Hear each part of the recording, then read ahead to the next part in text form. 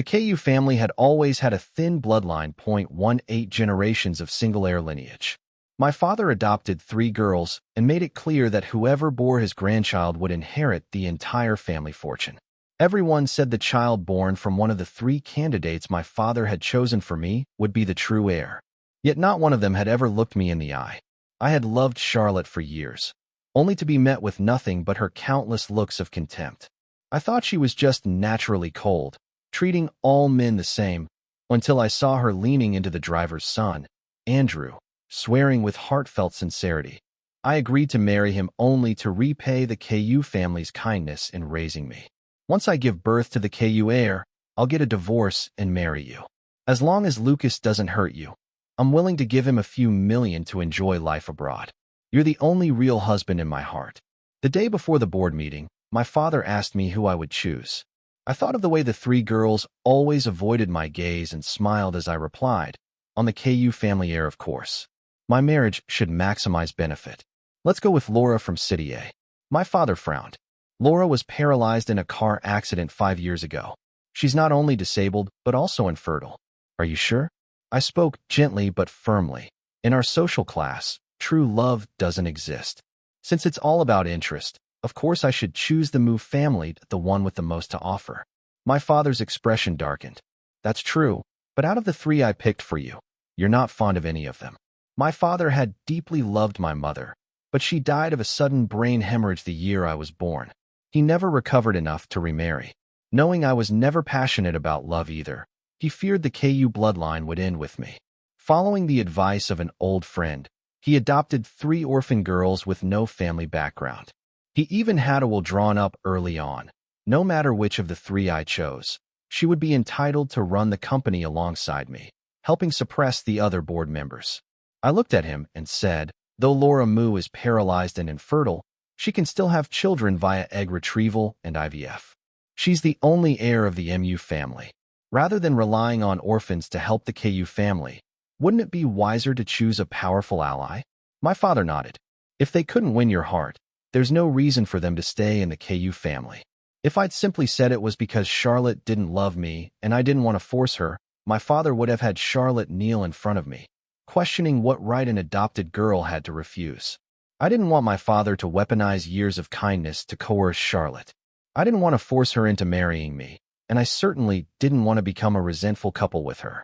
What's more, after hearing what Charlotte said, my heart had gone completely cold. Letting go peacefully was already the greatest kindness I could offer. As I left the office, my father cast a sidelong glance at Charlotte. After politely seeing my father off, Charlotte turned to me, frowning. What did you snitch about this time? Her eyes were full of disgust and impatience, as if I'd committed some unforgivable sin. Before I could respond, Zoe sneered. Isn't it just about what we said, that we're not chasing after him like some pathetic simps? Monica followed with visible contempt. Seriously, young Master Ku, this isn't the damn feudal era. You think having a bit of money makes you some emperor with everyone orbiting around you? The 3 of them united like comrades, using sharp words to stab at me. I was genuinely confused. None of you want to marry me, that why didn't any of you ever tell my father? Though my father had hoped I'd develop feelings and eventually marry one of them, he never intended to force it. If any of them had said a single no, he would have immediately set aside money to send them abroad to live freely. In the end, they simply couldn't let go of the KU family fortune. Monica, the most hot-tempered of the 3, clicked her tongue impatiently. Oh please, you make it sound so simple. You know damn well we're living under someone else's roof, we're just KU family's pets. What right do we have to refuse? Charlotte looked at me with a complicated expression. If you want to choose me, then go ahead. I just hope you won't make things hard for the other 2 in the future. Monica and Zoe were visibly moved by her words. Watching Charlotte's self-sacrificing expression, I felt a bitter chill in my chest. Before I could say anything, Andrew suddenly appeared. The moment he saw me, he acted as if he'd been startled, instinctively hiding behind Charlotte. He was a grown man, and yet he needed a woman to protect him. Charlotte instinctively stepped in front of Andrew. He didn't do anything wrong, just let him go today, okay? I looked at them confused, only to realize that the 3 women who were supposed to be on my side were all standing in front of Andrew, as if afraid I'd bully him. They saw themselves as strong, independent women and didn't like my confident, outspoken personality. Instead, they favored Andrew, who was inferior to me in every aspect. 5 years ago, when Andrew first arrived at the KU residence, he gave me a watch. I returned the favor with a suit worth 100,000 yuan as a welcoming gift. But the moment I put on the watch, Charlotte snatched it from me. She snapped. "Even your mother's heirloom, that you want to take that from him too?" I looked at Andrew puzzled, hoping he would explain that he had given it to me willingly. But Andrew suddenly dropped to his knees with a pitiful look. "Young master didn't take it from me, that I gave it to him myself. Young master has been very kind to me. He even gave me a whole suit. I truly don't feel wronged." He cowered toward me again and again. The scene made the three women emotional. Reminded of their own precarious positions in the KU household, they started questioning me indignantly. "So what if you're the eldest young master of the KU family? That doesn't give you the right to force someone to hand over their mother's keepsake, does it? The watch might not be expensive, but its meaning is worth more than a 10,000 yuan suit. You should return it to Andrew right now. You're always so overbearing, doing whatever makes you happy with no regard for others." My face darkened immediately, but I thought it might be a misunderstanding. One I could clear up later. Suppressing my anger, I handed the watch back to Andrew, but he failed to take it properly. The watch crashed to the ground and broke. He stared at me wide-eyed and shouted, "Since young master would rather destroy it than give it back, why pretend?" Charlotte had always hated seeing the poor get bullied. She immediately threatened coldly, "Apologize to Andrew now, or I'll call off the engagement." At the time, I had already confessed to Charlotte and told her I'd marry no one but her. She used that as leverage, forcing me to bow my head to Andrew. Back then, I was still young and didn't dare risk losing the woman I loved, so I apologized through red eyes without defending myself. But that apology lasted for 5 whole years. Ever since then, whenever Andrew saw me, he acted like a mouse seeing a cat, either suddenly dropping to his knees or bursting into tears. But I hadn't done anything. I looked coldly at Charlotte. "If you're so scared I'll bully Andrew, why don't you tie him to your belt and keep him there all day?" My words were obviously sarcastic, yet Charlotte furrowed her brows and said, "Are you threatening me? What are you planning to do to Andrew?" Monica clapped her hands and pointed at me. "Don't tell me you're just mad we gave Star Ocean Abyss to Andrew, and now you're using that as an excuse to bully him." Zoe looked at me with icy eyes. "You already have everything. Andrew has never even had a proper birthday party. It's just a Star Ocean Abyss. Do you really need to make a fuss over it?" My gaze turned sharp. Star Ocean Abyss was an underground aquarium that had been under construction since the day I was born. On its southeast side was a rare piece of imperial jade. Under the shimmer of the seawater, it refracted a galaxy-like brilliance. It was set to be completed 6 months ago, and my father had entrusted Charlotte with the final stage, intending for her to present Star Ocean Abyss to me at my birthday banquet a month later. But now, the gift that rightfully belonged to me had been given to Andrew. I turned my gaze to Charlotte. She was in charge of the project. Without her approval, no one would have been able to access the still-unopened aquarium. Under my stare, Charlotte grew visibly uneasy and turned away, annoyed. Andrew grew up in the countryside, too busy working to ever really see the stars. I just wanted to fulfill a small wish of his. Besides, the aquarium still legally belongs to you, doesn't it? Stop being unreasonable. Find out at your birthday banquet next month. I'll publicly announce our engagement. Will that make you happy?" Seeing Charlotte act like she was doing me a favor, I almost wondered if I were the one who had been adopted. But no one else in the room found anything wrong. Instead, they all felt sorry for Charlotte. Why sacrifice so much for him? Lucas is arrogant, domineering, and cruel. You'd be better off becoming a nun than marrying him. He's probably so happy right now he can't even think straight that finally got what he's always wanted. Charlotte, please don't ruin your life for me. If it helps, I'll kneel and count out to young Master KU. Be his servant, do anything. My throat felt dry. I managed to say just one sentence. I will not marry you. Charlotte raised her brows in surprise, clearly suspicious. Monica and Zoe exchanged nervous glances, as if afraid I'd say I wanted to marry one of them. Being rejected like this by the 3 women who grew up with me, I feared that if I didn't leave soon, I might end up doing something I'd regret. I turned to walk away, only to have Andrew yank my wrist. His eyes were red, and once again, he dropped to his knees with a humiliated expression. Please don't make things difficult for Charlotte. All three of them were adopted by the KU family. They've always been lower in status. If you're angry that they gave me Star Ocean Abyss and plan to complain to Uncle KU, I'm willing to apologize with my forehead. He began slamming his head on the floor. Bang, bang, bang, until his forehead turned red and started to bleed. Charlotte, heart aching, hurriedly pulled him up from the ground and turned to glare at me. You say you won't marry me, then don't choose me.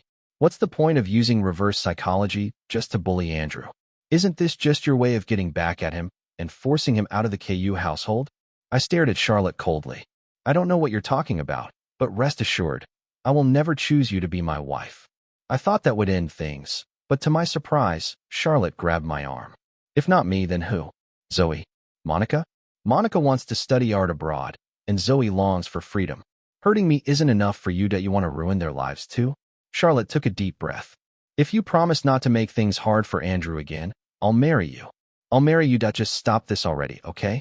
Her eyes were filled with exhaustion, like I'd been tormenting her for years. I looked at Charlotte deeply and said, everything will go exactly as you wish. She feared I would bully Andrew. She didn't want to marry me either. Once I married Laura, all her worries would disappear. During that time, I didn't go see Charlotte again. It wasn't until the day of my birthday banquet that she finally showed up, her face cold. Zoe and Monica followed behind her, their expressions also grim. I frowned at my assistant. I'd made it very clear that today's engagement announcement wasn't about them, that there was no need to invite them at all. But the assistant frantically shook his head, clearly saying they came on their own. I had no idea. I sighed, resigned, deciding to pretend I hadn't seen anything. The guests below were even more enthusiastic than I was, greeting the three of them one after another. Miss Charlotte, you're truly a rising star. That project you closed last month must have brought in at least $1 million. No wonder young Master Ku only has eyes for you. But it was I who had negotiated that deal. Charlotte merely signed the final documents. Monica may be hot-tempered, but she has a strong sense of justice. Young Master Ku would never suffer marrying you. I scoffed silently. Monica had believed me more than anyone. She saw me as pure evil, probably wishing she could burn me alive. Miss Zoe is also quite the beauty. Young Master Ku couldn't go wrong choosing you either. Please take good care of him in the future. The three of them at my birthday banquet acted like hosts basking in the spotlight. I frowned, ready to put an end to the farce, when all three suddenly lowered their heads and took out their phones. Before I could react, Monica's face turned pale. She rushed up to me and slapped me across the face. My head spun from the impact, and I nearly collapsed to the ground. Everyone was stunned by the scene and quickly backed away, afraid to get involved. Charlotte clenched her fists tightly and held back Monica, who was still itching to hit me again. Then she turned and looked at me with fury in her eyes. We already came here like items on a shelf for you to pick from. What more do you want? Do you have to push Andrew to his death too? I was completely lost. Seeing my confusion, Zoe's disdain deepened. You waited until none of us were around and dared to have Andrew kidnapped. I'm telling you now that it won't work. As soon as she said that, I immediately realized Andrew had pulled another trick. All the guests present were either my father's friends or our business partners. Yet even after I was slapped in front of them, not one person stepped in. My heart went cold. They must have already decided that the KU family fortune wouldn't end up in my hands, so they didn't dare offend those three women. Covering my stinging face, I stared at Monica with icy eyes. Apologize. Monica glanced at my reddened eyes with a sneer and said, Andrew was nearly beaten half to death, and you're upset over a single slap? I'm fine. Just then, Andrew limped into the room, his clothes torn and face bruised, covered in cuts and swelling. One look, and anyone would suspect something terrible had happened. Quick as lightning, Charlotte took off her coat and draped it over Andrew's shoulders. Then she turned to glare at me with disgust. You're as scheming as ever. I'll never marry a man like you. Zoe, who was usually quiet, stepped in front of Andrew with a frosty tone. Your family has a weak bloodline, so you brought us back just to be breeders, to have children and carry on the KU name. We already accepted our fate, but you're still not satisfied. If that's the case, then there's no point pretending things are peaceful anymore. She turned and left without even sparing a glance at the KU family's dignity. Before walking out, Charlotte threw one last haughty line over her shoulder. I'll marry you, but once the child is born, you'll be nothing more than a decorative piece. If you want my child to protect the KU family's legacy, you better behave." I chuckled. Had they forgotten that without me, the KU family would never have adopted them in the first place? Just as the three were about to leave, someone finally tried to stop them, but I shouted, face cold with fury, "Let them go." Andrew shot me a sidelong glance full of smug defiance, as if he'd just conquered the world. I stood there in silence, saying nothing until my assistant rushed over, clearly panicked. "What should we do now? All three of them have left. Who will you choose?" Other guests began to frown as well.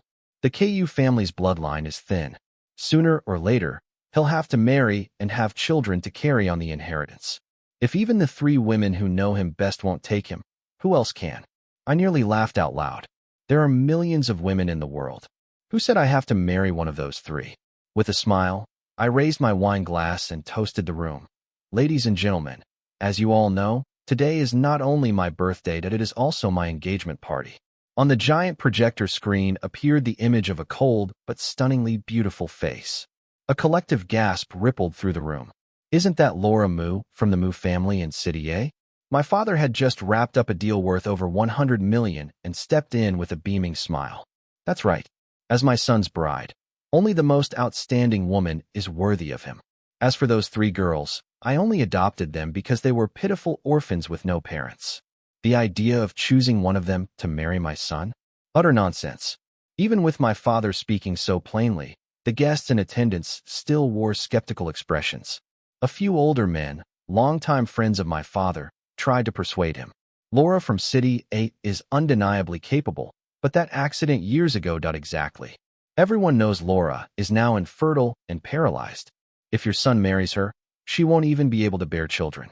Who'll inherit the family fortune in the future? Sure, we don't think the children those other three might have could definitely shoulder the KU family legacy, but at least pick someone who can have kids. They called Laura a noble heiress when being polite, but in harsher terms, she was just a disabled woman. Everyone knew her wealth would eventually be handed over to someone else. So why couldn't that someone else be me? From the moment Charlotte said what she did, I realized that even as the KU family's only heir, no one truly believed the family's fortune would land in my hands.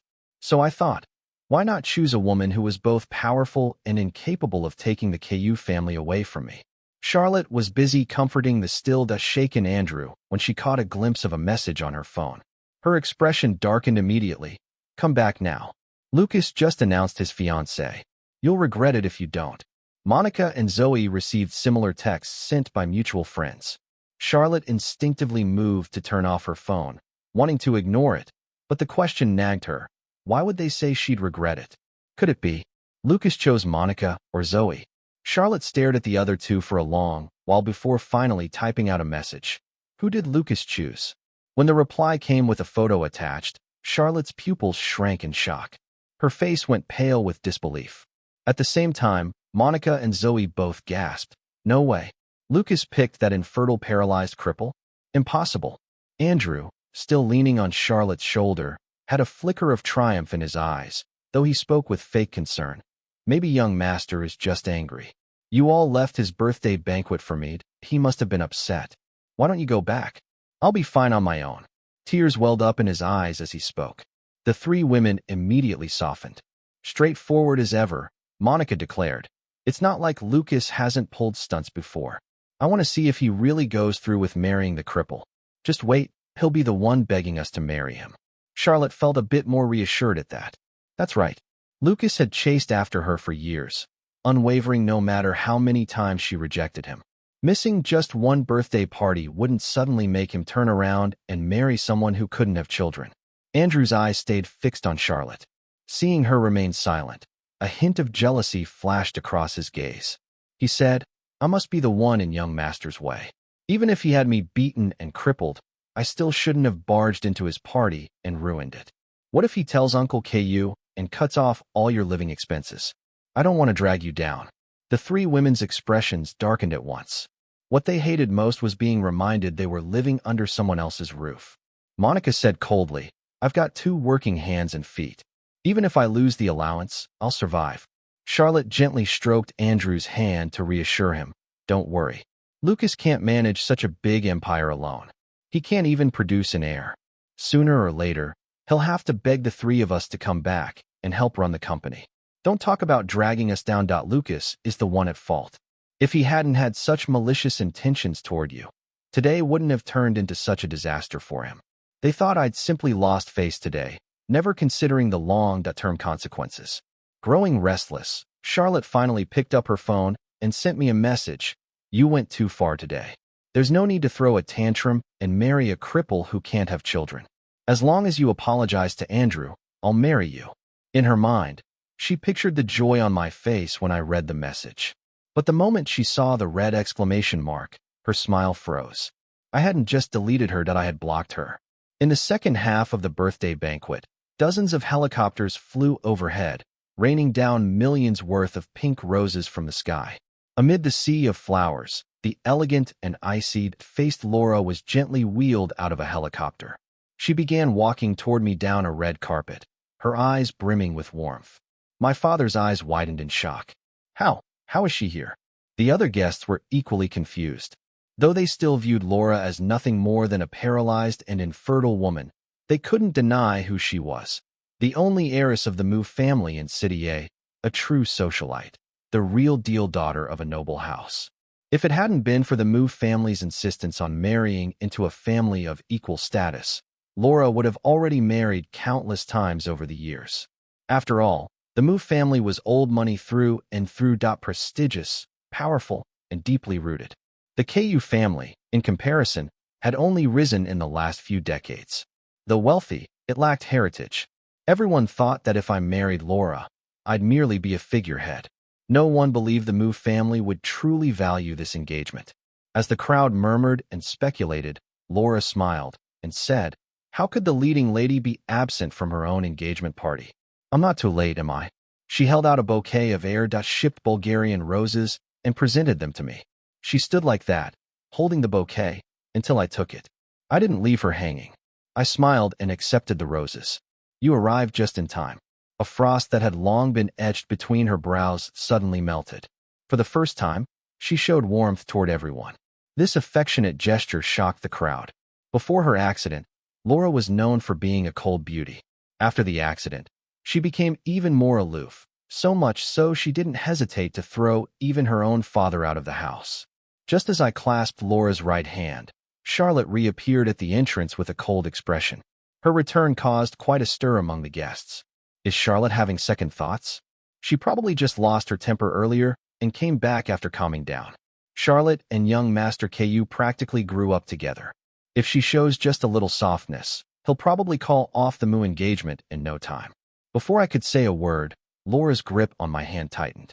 Her expression remained calm, but there was a storm hidden in her eyes. The moment Charlotte met Laura's gaze, she sensed danger. Still, she braced herself and said, "Forgive him. Young Master Ku has always been willful. If he said anything that caused a misunderstanding, I hope you won't take it to heart." She reached out toward me, silently signaling me to stop acting out. Laura's face turned instantly cold. "Who are you?" For years, Charlotte had often represented the Ku family at public events. As someone active in the business world, there was no way Laura didn't know who Charlotte was. Everyone understood. Laura was deliberately putting Charlotte in her place. Charlotte opened her mouth, ready to declare she was my fiancée, but when her gaze fell on our joined hands, she froze. She remembered. She was merely an adopted daughter of the Ku family, nothing more. Laura's tone turned mocking. "If you're speaking to me as an adopted daughter of the Ku family, I'm afraid you're not qualified." Charlotte's face went pale, but she stubbornly turned to me and asked, "Lucas, are you really going to throw away your marriage over a fit of anger?" Her fists clenched so tightly her knuckles turned white.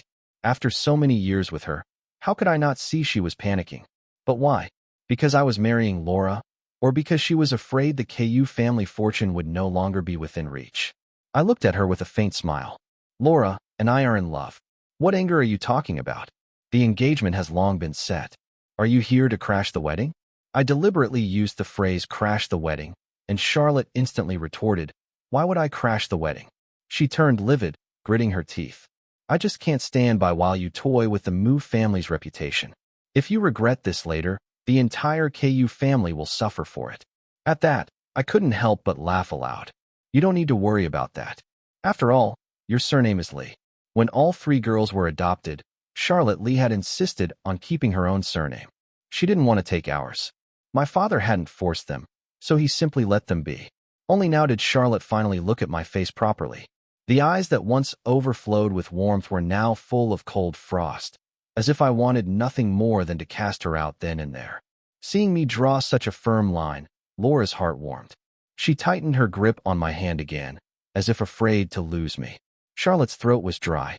After a moment's hesitation, she asked again, "You're really going to marry Laura?" "Charlotte, who gave you the right to keep pestering Lucas?" My father's authoritative voice rang out behind her. He strode over to stand beside me, his eyes locked sharply onto Charlotte.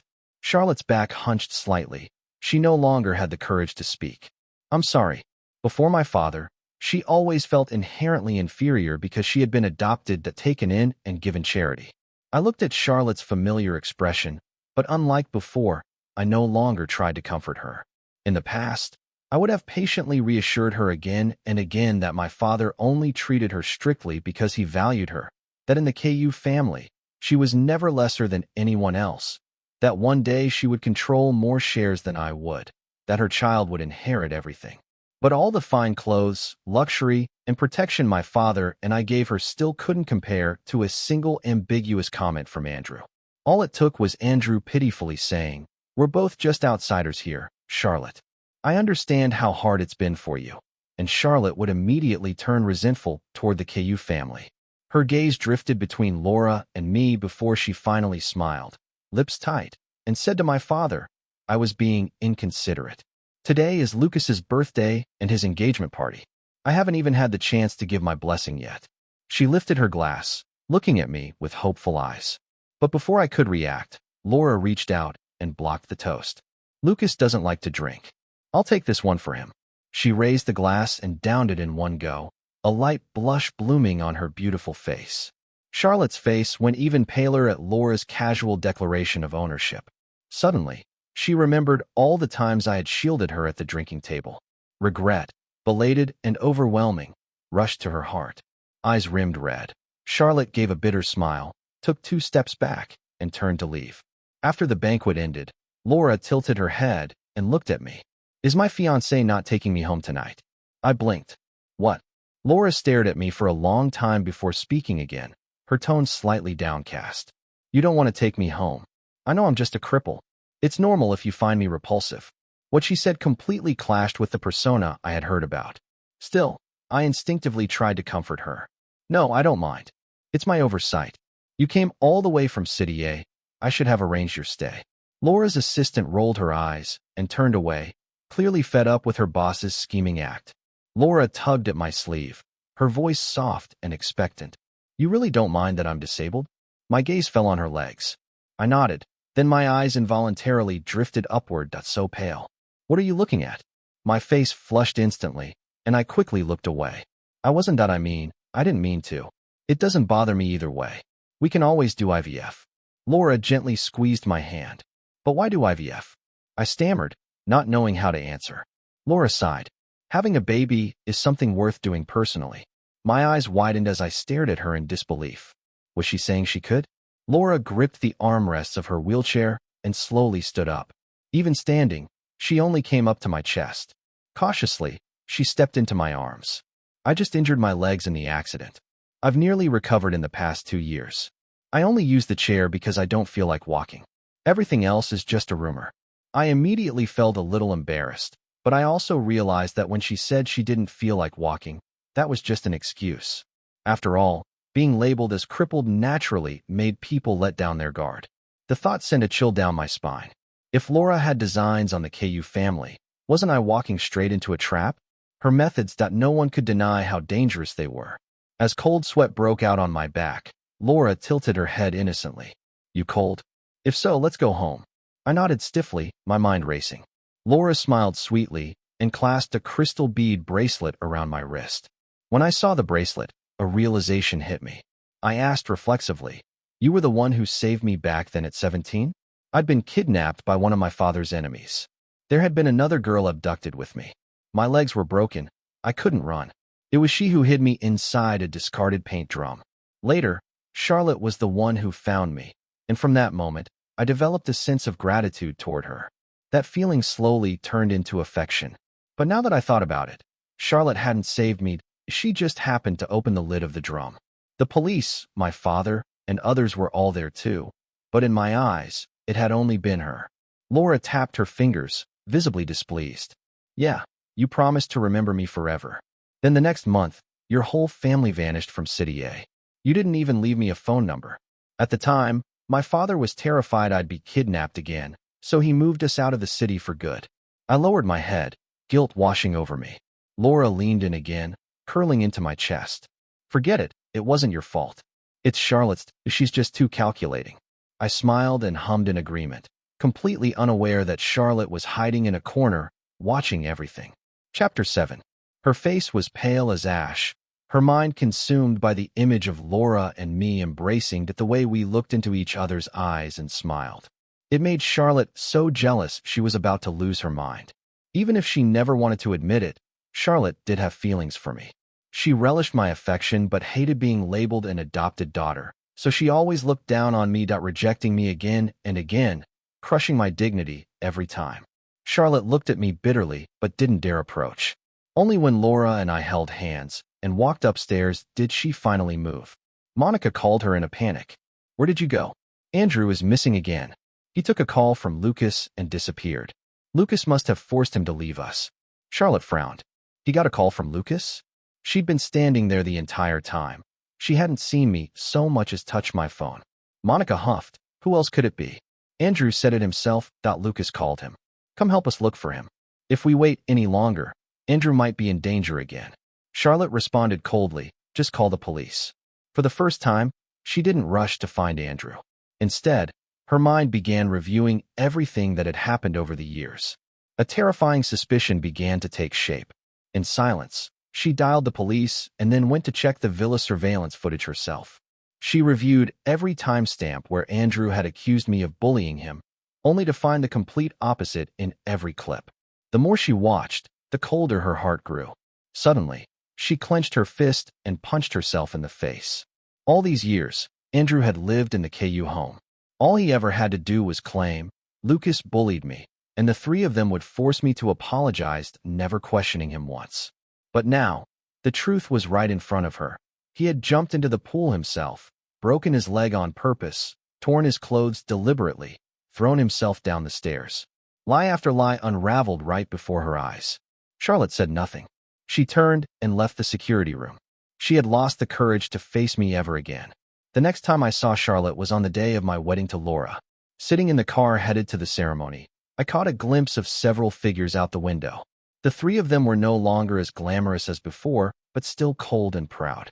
Andrew was clutching Charlotte's hand, begging her for something. When she ignored him, he turned to Zoe, but Zoe didn't even look at him. Even Monica, who had once liked him the most, shoved him away in disgust. A flicker of resentment passed through Andrew's eyes. He tried playing the pitiful act again, but none of them gave in. I didn't recognize them at first until Charlotte stared blankly in my direction. Our eyes met for a moment, and then I knew it was them. I calmly looked away and never glanced back. After the engagement, my father gave the three of them a sum of money, but they voluntarily turned it down, insisting they would repay him for years of raising them. I just laughed.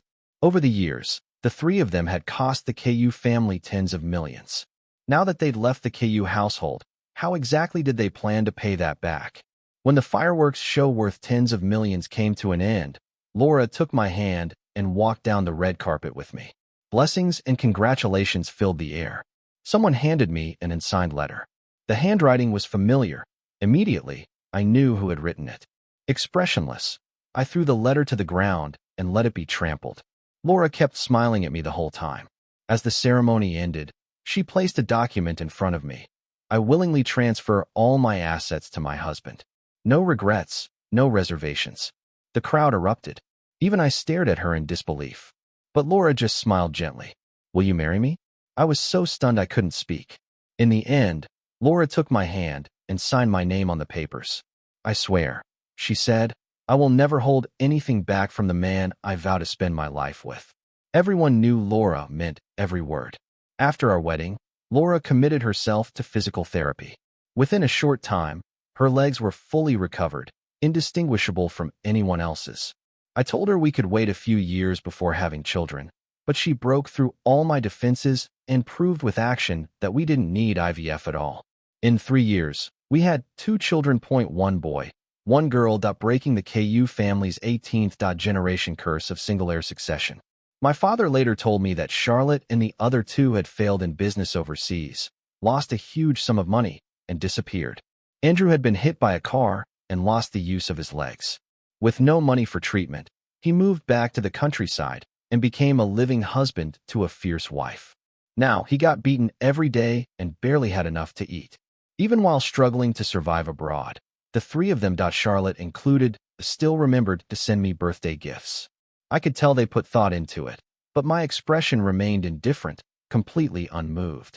It wasn't until I saw Laura walking toward me with our children in tow that I finally let go of all that emotional garbage. Only then did I smile, because they were my happiness now.